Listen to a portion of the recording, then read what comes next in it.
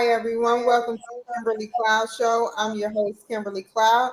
I have a very, very special guest here for the show today. Can you go ahead and announce to the world who you are and where you're calling from?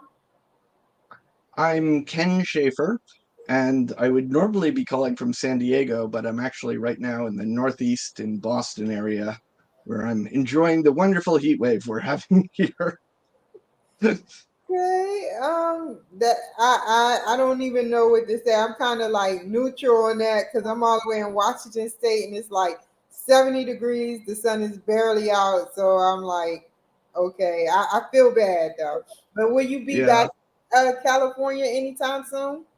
yeah, I'm just out here visiting family and friends, and but I get to go back home to San Diego where it's, average around 70 and temperate, and it's we really can't complain.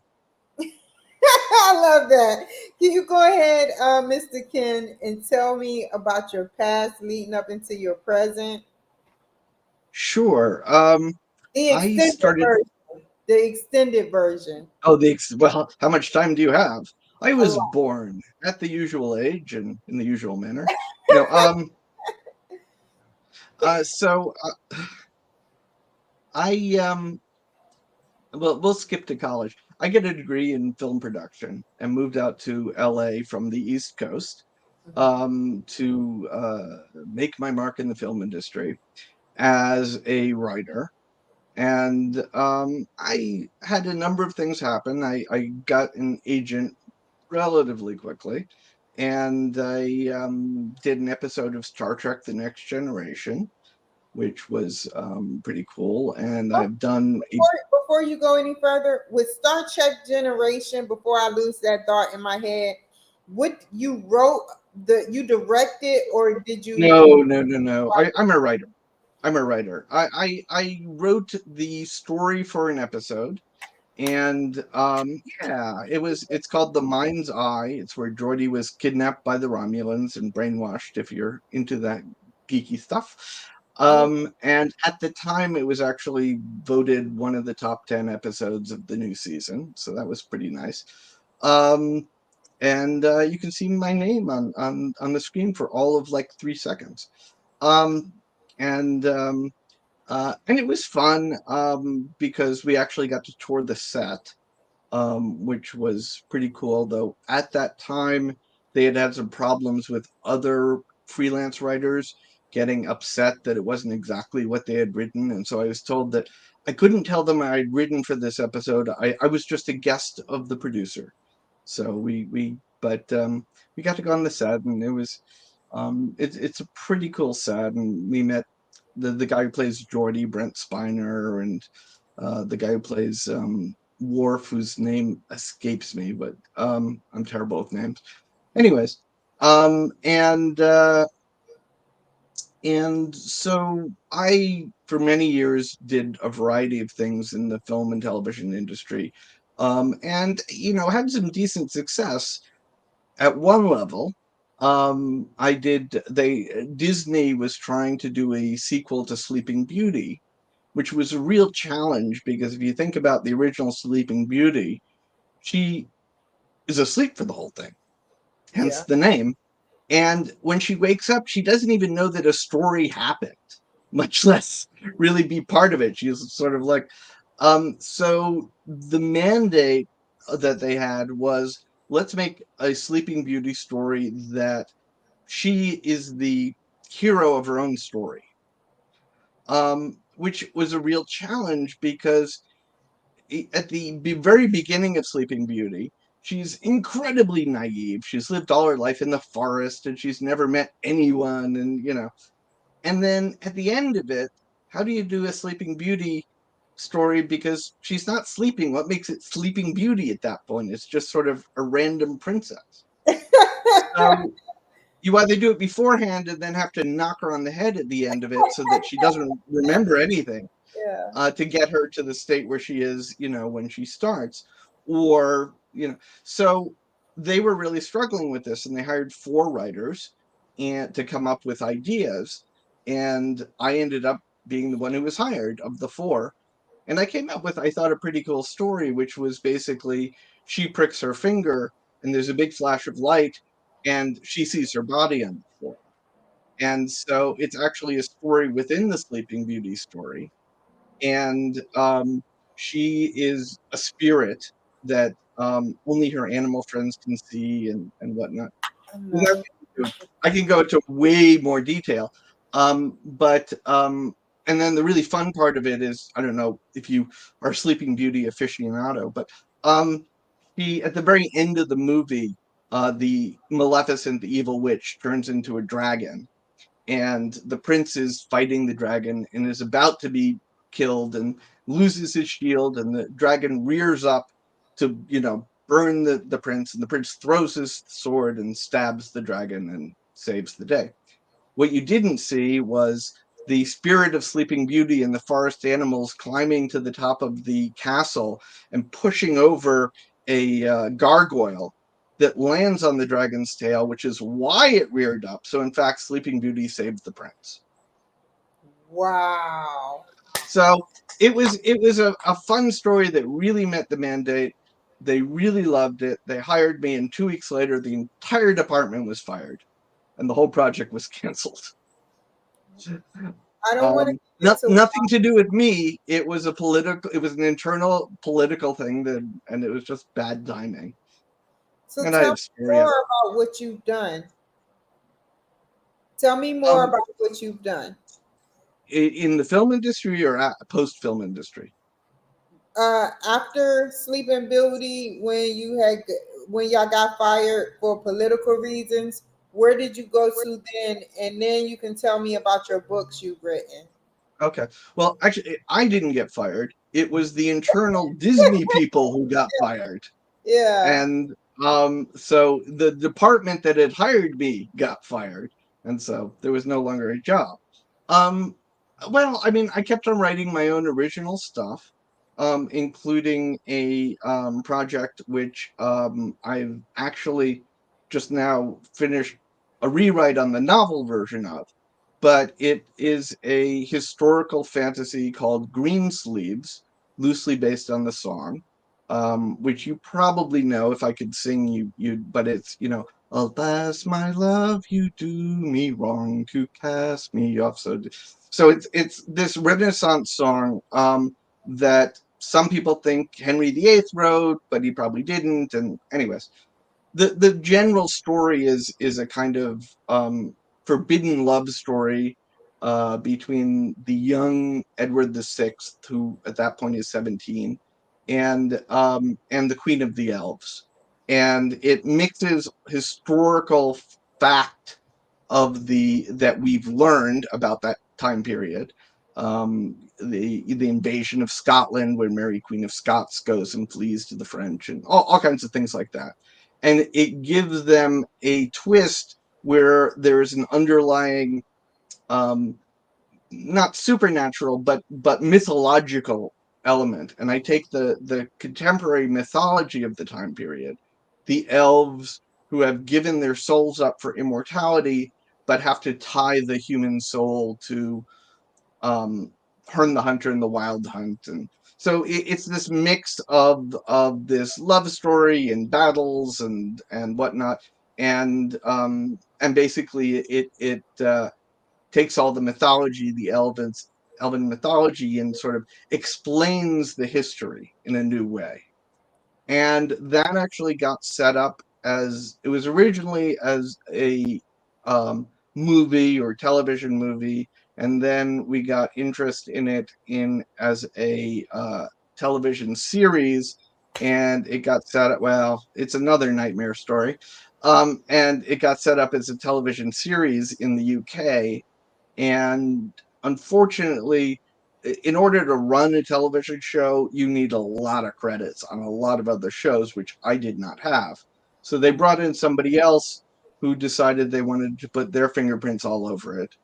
And they basically turned it into something unrecognizable. And the producers, the company that was funding it, ultimately said, that's not what we wanted, and bye.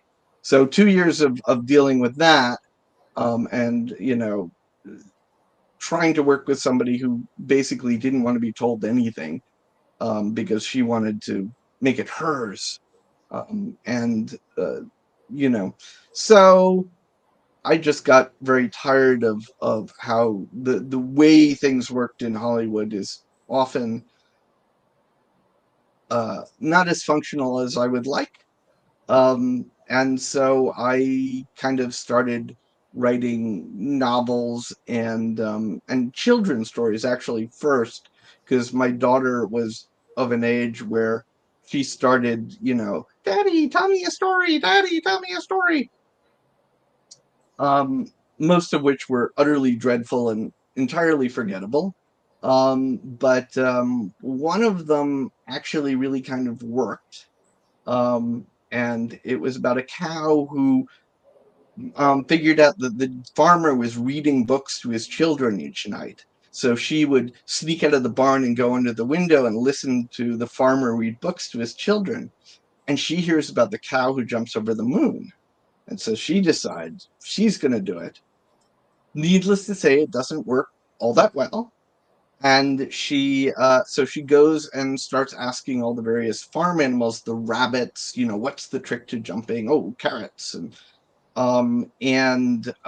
the frogs, what's their trick? Oh, you got to find a good lily pad with some bounce to, get that first. None of this really works, and she's about to give up. It's just hopeless. And she goes to take a drink from the stream, and there at the bottom of the stream is the full moon, and she jumps over the moon. That is Um, beautiful. so I put it into verse because that's the way my brain works. So I won't do the whole thing, but it starts with there was one. There once was a cow, a most marvelous beast, the fastest fly flicker in all the Northeast. She spent all her day in fast fly flicking fun, and when the sun set and the long day was done, she'd creep from the barn to the house on the hill, where under the window she'd lie very still. Yes, under the window she'd snuggle in tight, for that farmer read books to his children each night. And it goes on from there. I'm currently looking for an artist because my artistic skills would really not get me out of a wet paper bag, drawing wise at least. And then there's actually two more of those in the sort of same vein of taking a sort of classic children's story and putting it through the view of this cow who's very enthusiastic and a little bit naive. Um, so they're a lot of fun. And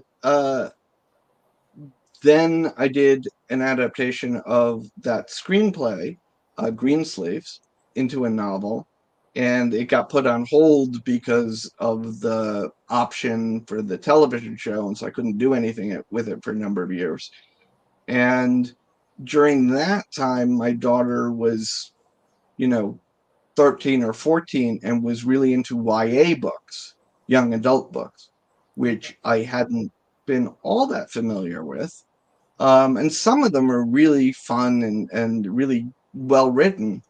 And one of them in particular, I remember, is This Book Is Not Good for You. And it's this very sort of strange book with a real core mystery to it. And these kids are trying to solve this mystery. And they bring in really interesting ideas. I don't quite remember the whole context, but aphasia, which is when you your senses get a little cross-wired. So you taste sounds and you hear colors and things like that. And it's a real, probably not very fun medical condition, but it's such a interesting concept. And I don't remember quite how it was brought into the story, but the fact that they were bringing in these very sort of interesting adult things, and I just felt like this is something I could write, that I could have, and so I started working on a completely different novel, um, uh, which I had the wonderful opportunity to give to my daughter. I'm a very late night owl, so I'm up till 4 in the morning, 5 in the morning, and so I would write, in the middle of the night, and then in the morning I would, she would have new pages, and so she was reading it as a serial as it was being written. And she was just so enthusiastic, and I'd hear her giggling while she's reading the pages, which is a good thing because it was meant to be funny. And then when it was finished, a couple of her friends read it and gave me feedback, and I recently ended up publishing it about a year ago, and it's gotten some fantastic reviews. I don't know if you're familiar with Kirkus, but they're sort of the grandfather of book reviews, and they gave me a get it recommendation, which they don't give out a lot of. And we got must reads and just wonderful. One review that really stuck in my head was that the characters in this book set up a little birdhouse in my heart, and I'm going to be singing about it from the top of mountains, or maybe the top of my driveway because it's very steep. But heights and singing is definitely involved. So where did you get your influences from? Well said, by the way. Well said. You are so smart. Where did you get your influences, and who did you get your influences from? Um, it's Was it Lord well, of the Rings and Backyard, the Backyard Band, or not the Backyard Band, but the one with the the cow? backyardigans. Yeah, well, not that the cows that had the Oh, the back at the cow. barnyard, back at the barnyard. Yeah, no. Well, Boynton. I love Boynton. Boynton. How can you not? I mean, she has wonderful cow creatures, and that do all kinds of silly things. So for the cow books, I would say that my brain just um rhyming is something that, or these sort of poetry type things. Um Although I wouldn't call myself a poet, because it's not that high level, but that has always come to me fairly easily. And so I would, when my daughter would lose a tooth, and she'd get this long letter in verse from the tooth fairy, um and so things like that. And it just evolved from just reading her stuff, and then it just sort of comes to me. You have Um, a very creative imagination. Like Hmm. seriously, a Thank you. wonderful dad, by the way. I have to give you a round of applause because it's like everything Well, you do with your daughter in a cohesive way, and that's amazing.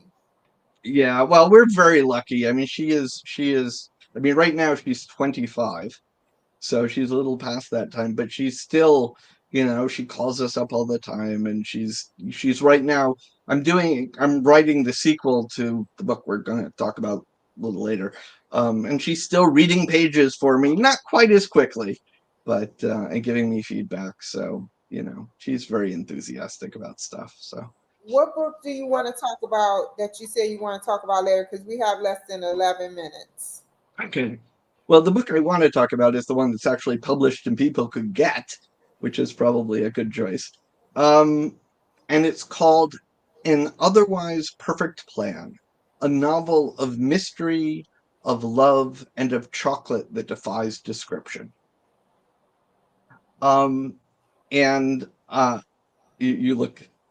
I'm thinking about Willy Wonka when you say something like Oh that. yeah. Chocolate Well, factory. it's kind of so here in the Boston area and up in Vermont, there is a chocolatier store called LA Burdicks that makes this drinking chocolate that is just one of the seven culinary wonders of the world. Um, and so one of the chapters of the book, she's let me back up a bit. So she's grown up, in Roxbury, which happens to be where I'm sitting right now.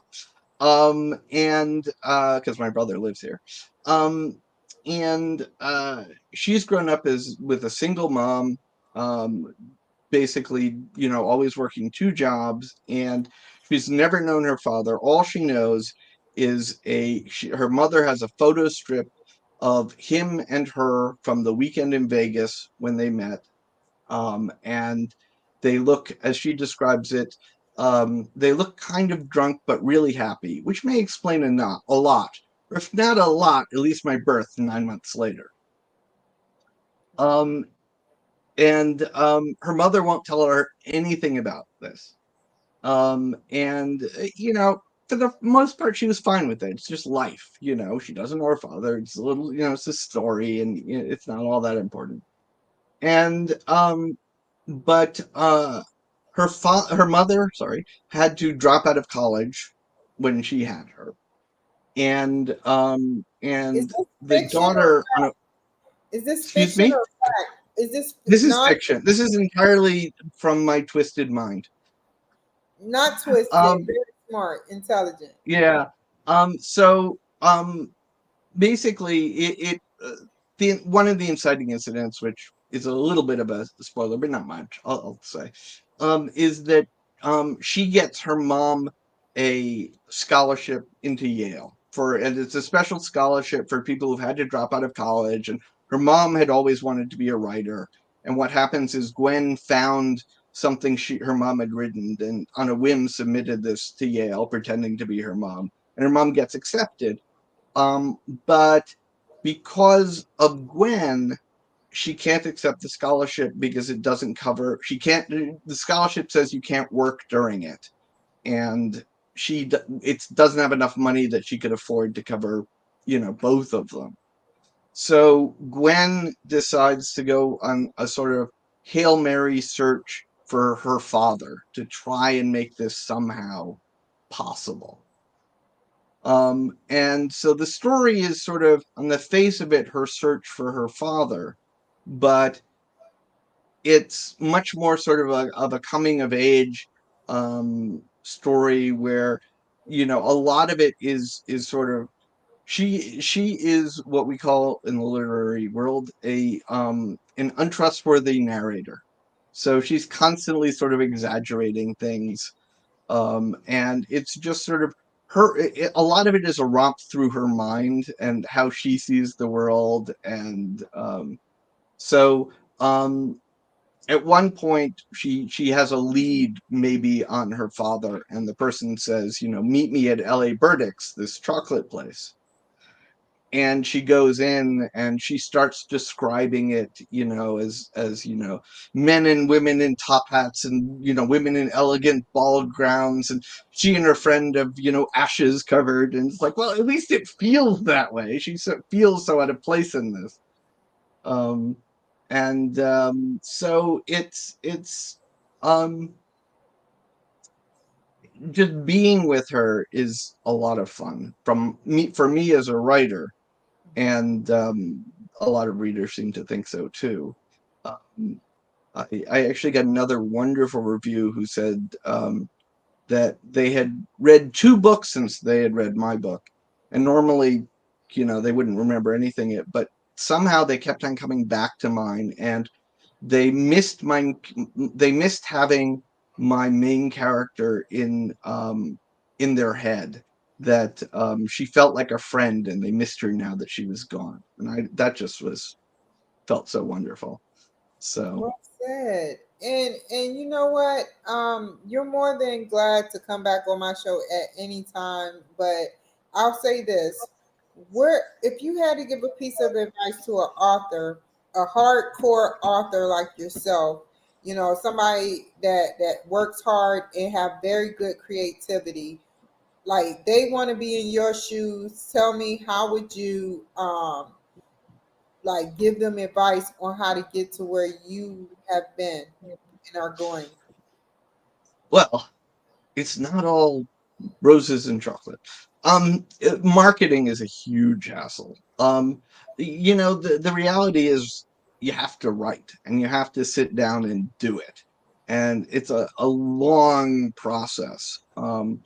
And you know, the biggest um, the biggest challenge is actually finding the time and really doing it.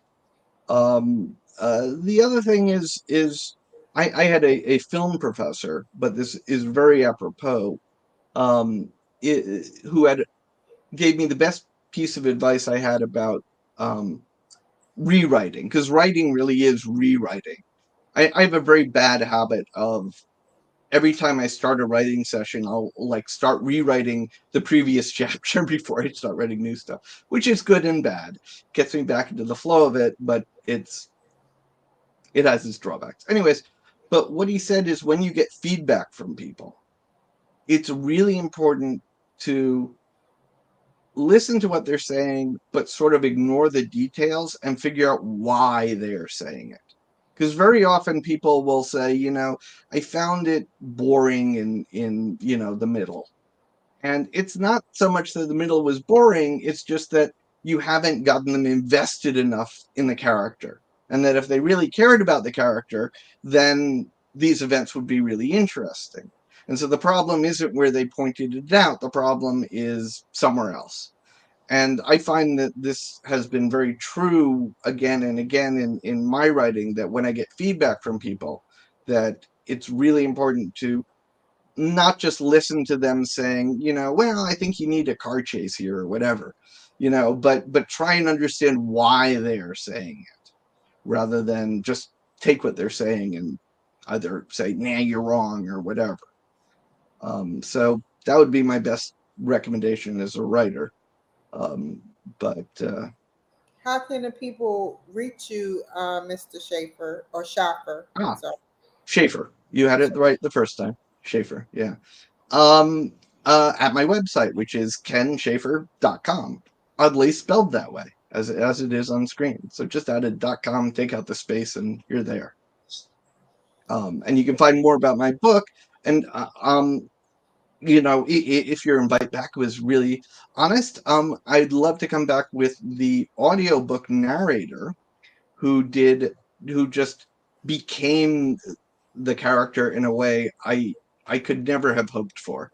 That she brings these characters to life in such an amazing, truthful way. And she does all of the character voices. She doesn't really narrate it. It's almost more like a radio play, the way she does it. And she's a music teacher by trade. And it's just so she did the audiobook, which is available on Audible right now, which I highly recommend, in addition to the print book, which is available pretty much everywhere, Amazon, Barnes and Noble. It's available on bookshops in Norway and South Korea, so you know you can find it. Yeah, not that they're selling any, but they list it on their website, which is kind of cool. Yeah, But that is. You know what? You have the floor for 1 minute to talk more about your books. Well, tell me about what's your goals in pushing out these books in under 1 minute just now. just to bring my world out there. I mean, you know, my goal isn't to become necessarily rich and famous, though of course, you know, wouldn't turn that down. But just more to get readers who really enjoy it and who you know find that it brings them some laughs in their day. Well, these books at least. You know, just I love producing, you know, words, and if I can get people to share in the other part of it, then it's a win. So yeah, that's my big goal. Um, Well, I want to thank you so much for joining my show. And yes, you'll be back in the next 6 months or 3 to 6 months. So I want to okay, thank you. Stay on the line for a second. Thank you guys for joining my show. I'm going to turn off the video footage for his privacy. Um, Take care, be safe, and I'll see you guys later. Bye.